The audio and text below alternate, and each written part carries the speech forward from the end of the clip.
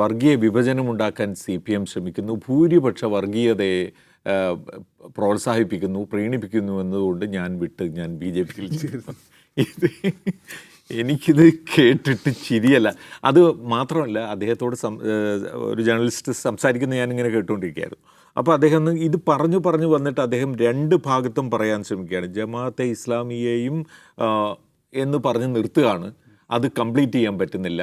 അപ്പോൾ എന്ത് പറയണമെന്ന് അറിയാതെ അദ്ദേഹം വളഞ്ഞ വഴിയിൽ ഏതൊക്കെയോ കൂടി അതിനെ പണ്ട് അതിനോട് യോജിക്കുകയും ഇപ്പം അതിനെ എതിർക്കുകയും ചെയ്യുന്ന നിലപാടെടുക്കുന്നു എന്നൊക്കെ പറഞ്ഞ് ആകെ വഷളായി അവസാനിക്കുന്ന ഒരു കാഴ്ചയും ഞാൻ കണ്ടു.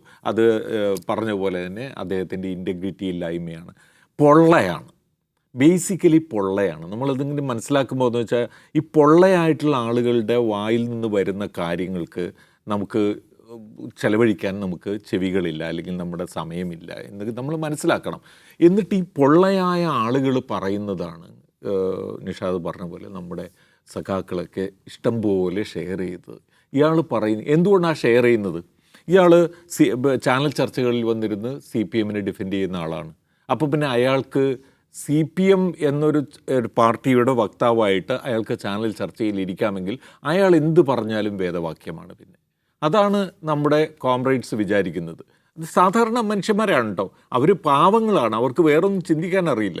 അവർ വിചാരിക്കുന്നത് ഇവരൊക്കെ പറയുന്നതാണ് ശരി, അല്ലെങ്കിൽ അതാണ് നമ്മൾ മനസ്സിലാക്കുകയും പ്രചരിപ്പിക്കുകയും വേണ്ടതെന്ന് വിചാരിച്ചിട്ട് ഷെയർ ചെയ്യുന്നതാണ്. അങ്ങനെ എത്ര പോസ്റ്റുകളാണ് ഈ മനുഷ്യൻ്റെ ഷെയർ ചെയ്യപ്പെട്ടതെന്ന് നിങ്ങൾ ആലോചിക്കണം. അപ്പോൾ അങ്ങനെ ഈ പൊള്ളയായ ഒരു എന്താ പറയുക, തീർത്തും പൊള്ളയായ ഒരാളുടെ ഉള്ളിൽ നിന്ന് വരുന്ന, അല്ലെങ്കിൽ അയാളുടെ വായിൽ നിന്ന് വരുന്ന സാധനങ്ങളാണ് ഇത്രയും കാലം ഇടതുപക്ഷത്തിൻ്റെ വാക്യങ്ങളായിട്ട് നമുക്ക് കാണേണ്ടി വന്നത് എന്ന് ആലോചിച്ചാൽ തന്നെ ഒരാൾക്ക് നാണക്കേട് കൊണ്ട്, CPM എന്ന് പറയുന്ന ഒരു പ്രസ്ഥാനത്തിൽ പ്രവർത്തിക്കുന്ന ഒരാൾക്ക് നാണക്കേട് കൊണ്ട് തല താഴേണ്ടതാണ്.